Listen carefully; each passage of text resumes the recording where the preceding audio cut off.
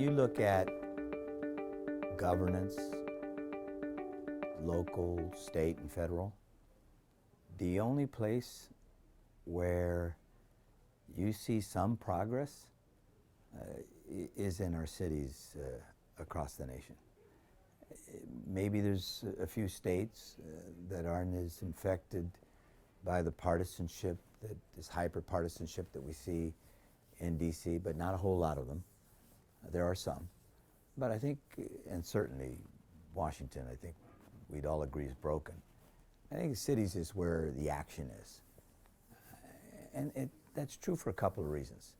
We're chief executives who can't afford to be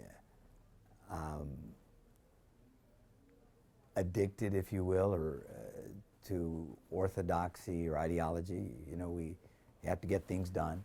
You get measured on what you do, not just what you say. And so I think whether it's New York or Chicago or Boston, Denver, Miami, Phoenix, San Francisco, or Los Angeles, you see things happening.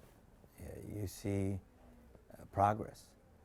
Much of what we're debating today in Washington, you know, cities are already moving ahead on infrastructure investment, on education reform, on welcoming immigrants, in so many ways, cities don't have the luxury to kind of wait on Washington, and so you see mayors just rolling up their sleeves and getting the job done.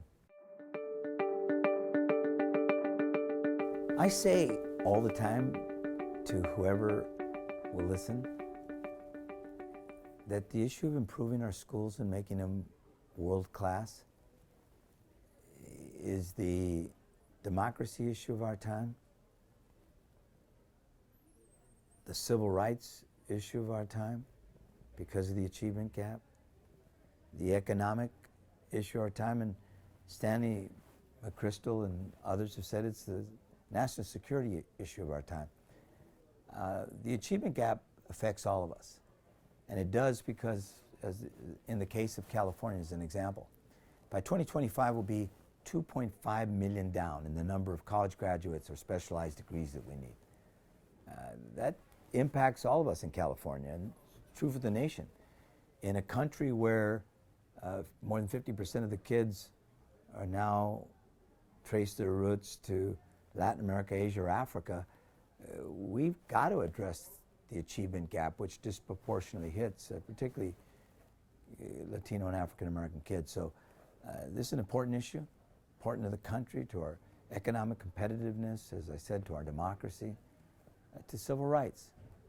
We shouldn't tolerate a stat like more African American men in prisons than in institutions of higher learning. That's unacceptable in a democratic society, and it's incumbent on all of us to figure it out, to do something about it. You really didn't ask me that question, did you, on a scale of 1 to 10? Look, I'm here at Harvard, couldn't be more honored and excited to be with all these young people, give me life and vitality, inspire me. I'm working as a senior fellow with the Bipartisan Policy Center.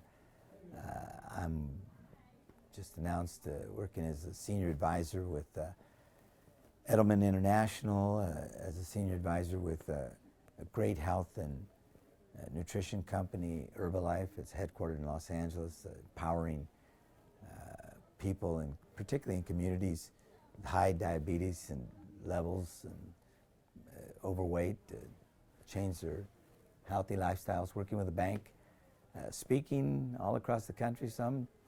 My time is full, and I'm not thinking a whole lot, and certainly not on a scale of what I'm going to do, 5 years down the line. I will say this: it's been an honor to be mayor, a council member, an assembly member, and speaker of the assembly, and I believe in public service, and I hope to one day have the opportunity to serve again.